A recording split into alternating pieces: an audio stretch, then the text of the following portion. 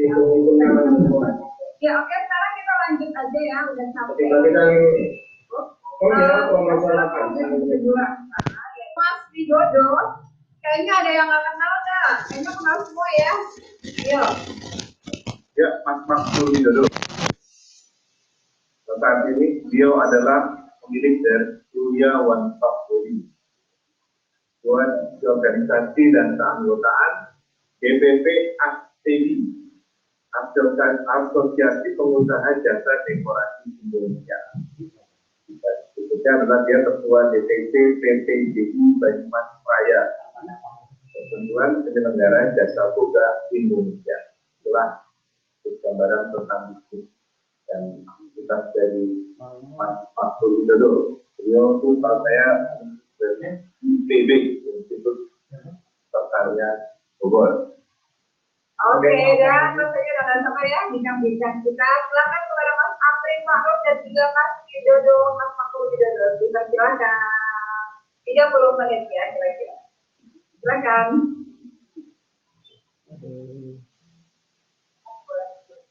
Pak Amrin dulu kayaknya. Pak Amrin. Halo. Ya, Pak Amrin, ready? Oke. Pak Amrin masih? Mas Widodo dulu aja, nggak apa-apa. Dulu aja. Oke. Ya. Assalamualaikum. Terima kasih dulu kepada rekan kita. Entar jangan dulu. Ya. Iya. Oke, ya lanjut Mas Dodo. Ya, Assalamualaikum warahmatullahi wabarakatuh. Selamat sore teman-teman sedulur alumni SMA 91 yang saya hormati, saya cintai dan saya banggakan. Salam sejahtera untuk kita semua. Sebenarnya saya itu agak berisik ya, untuk saya agak punya kemampuan apa-apa kok disuruh ngomong kayak gitu. Ya baik, saya akan mencoba. Mati ya. Halo. Ada trouble nih. Ya kedengeran kok. Oke. Ya lanjut. Ya. Saya akan mencoba, sebenarnya hanya pengalaman pribadi saya aja ketika saya meretas memulai bisnis di Banyumas, karena memang saya dasarnya bukan orang wirausaha. Saya dasarnya ketika saya selesai kuliah itu bekerja ya. Bekerja itu ya sebelum saya kuliah saya juga sudah banyak mengalami kegagalan. Jadi harusnya saya kan lulus 91, tapi saya gagal masuk UMPTN, baru masuk 92. Kegagalan banyak sekali yang memang kita alami. Terus ketika bekerja pun saya juga banyak mengalami kegagalan. Tapi ya tidak patah semangat. Memang mungkin jiwa saya kepengen bebas ya. Jadi memang saya beberapa kali bekerja di lembaga-lembaga penelitian di Bogor, ada di lembaga penelitian kehutanan, di POR, ada di lembaga kerjasama Indonesia Jerman, di AZ, dan banyak pengalaman-pengalaman yang menempa saya untuk lepas kepengen mandiri gitu loh. Jadi perjuangan untuk mandiri pun sebenarnya ya penuh perjuangan. Jadi saya tadinya mencoba untuk berwirausaha bukan cuma di wedding ya. Cuman wedding ini kayaknya jalur hidupku. Tadinya saya memulai usaha itu dari pertama jual beli bidang perkayuan di 2003 sampai 2005 oleh bangkrut. Kemudian di barang bekas saya juga pernah mengalaminya, pengumpulan barang bekas bangkrut juga. Terus kemudian di wedding itu ya pernah mengalami masa-masa pahit sampai kami berdua itu menjual cincin kawin yang sampai sekarang belum dibeli lagi, cincin kawinnya belum sempat beli lagi.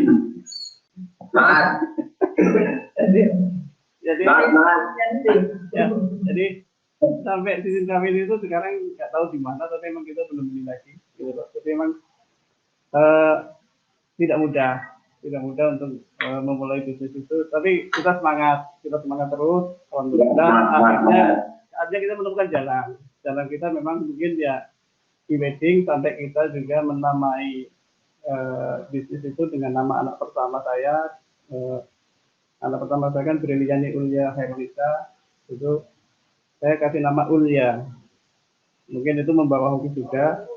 Alhamdulillah sekarang anak saya itu kelihatannya akan menjadi penerus karena tadinya anak saya itu cuma memang di SMA 2, kalau anak yang kedua saya emang di SMA 1, tapi semua sudah lulus semua. Kalau anak pertama saya itu tahun 2007 lulus, tadinya di UI, di geografi MIPA, cuma nggak betah, akhirnya ambil tes lagi, alhamdulillah diterima di sama seperti teman-teman di sini di ITB, di FSRP, Fakultas Pendidikan dan Desain di Bandung di ITB. Jadi mungkin itu yang akan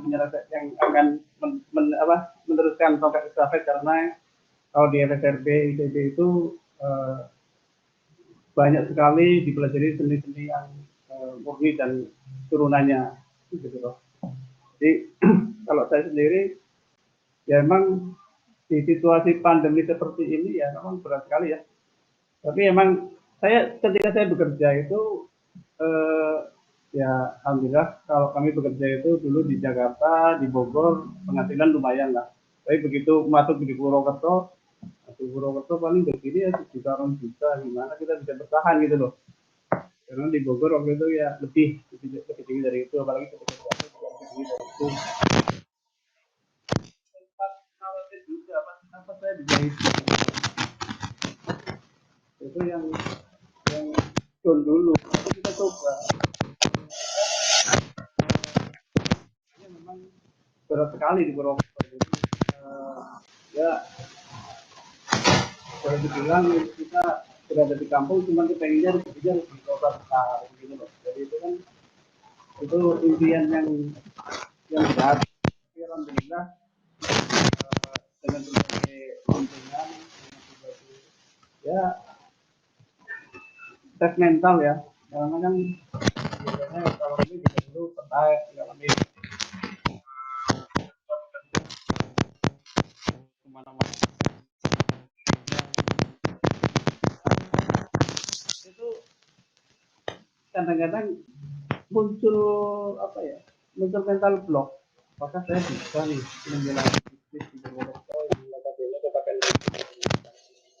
kota pensiun, terus aduh berat juga, apalagi mungkin kan yang jelas pendapatan di Purwokerto tidak sama dengan pendapatan di kota-kota besar. Di kota besar kan sudah ketahuan memang pendapatannya besar, tapi juga biayanya besar. Tapi di Purwokerto yang jauh lebih kecil dibandingkan dengan kota besar yang saya ketahui saat itu. Jadi memang kita mencoba untuk melakukan berbagai usaha, dan alhamdulillah ketemulah tadi di dunia wedding. Di dunia wedding itu juga tantangannya berat, karena ketika kita masuk di dunia wedding itu, wah waktu itu ada Salon Eka, Mbak Yayu itu kan, nama-nama besar nih, Salon Eka, terus ada waktu itu Bu Diah dan sebagainya.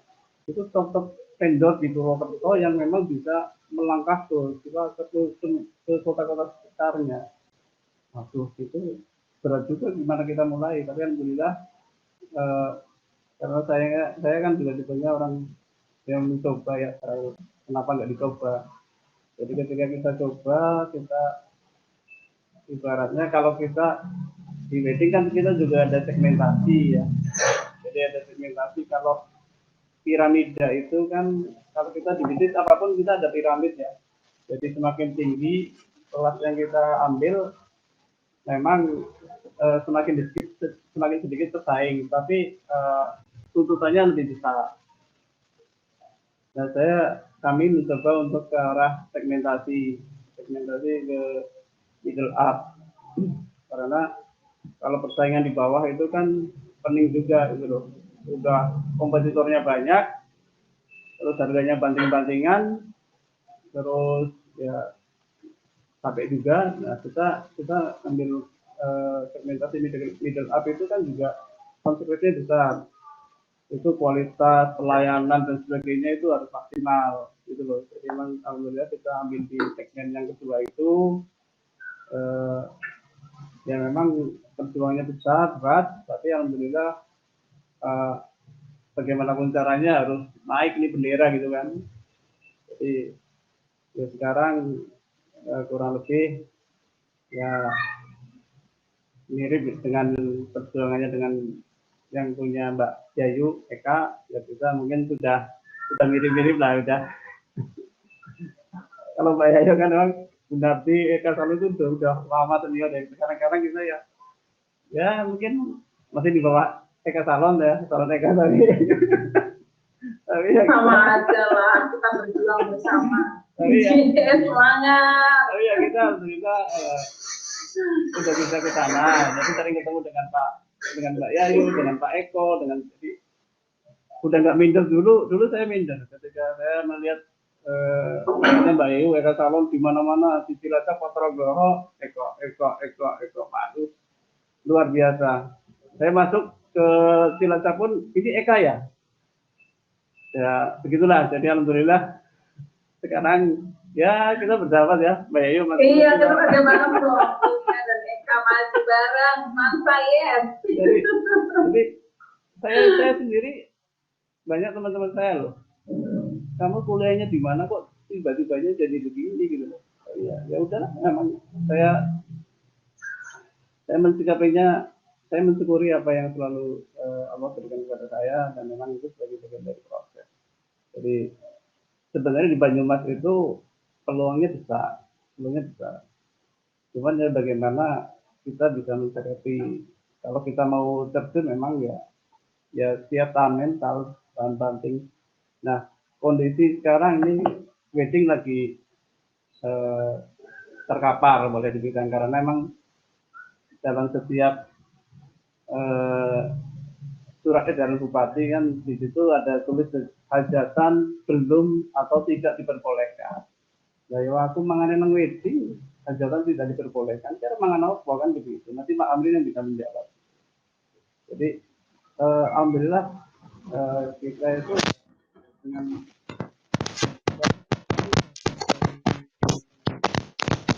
ini banyak order-order yang memang batal, benar-benar batal. Berkaitan full dengan catering dan sebagainya, benar tiba-tiba sampai sekarang pun juga batal karena memang yang diadakan sekarang yang sederhana. Jadi dan imbasnya kepada kita juga banyak karyawan yang memang dari juga nggak kuat karena yang kita pentingkan adalah kita bertahan dulu sampai pandemi itu berlalu. Dan untuk